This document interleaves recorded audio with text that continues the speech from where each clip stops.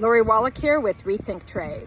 So in the news today, you heard about Section 301 for legacy chips. What the hell does that mean?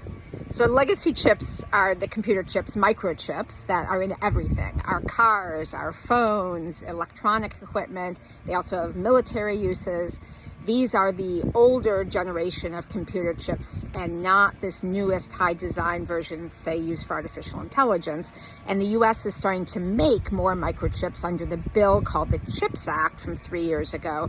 And the question with this investigation that they announced today has to do with whether or not the Chinese government is unfairly trading in this stuff to wipe out the domestic production.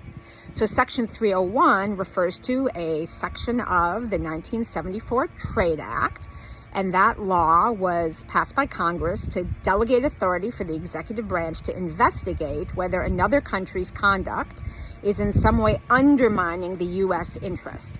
It's a unilateral tool. It basically can result, if you find that kind of injury to the U.S., in the imposition of sanctions, which are typically tariffs.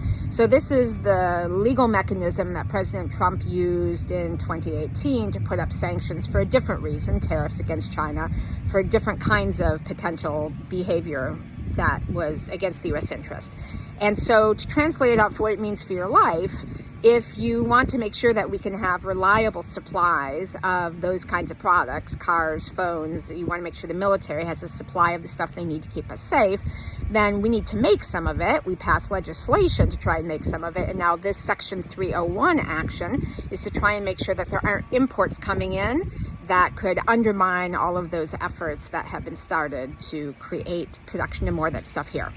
If this translation of trade jargon into what it means for your life is useful, please listen to my podcast, Rethinking Trade with Lori Wallach.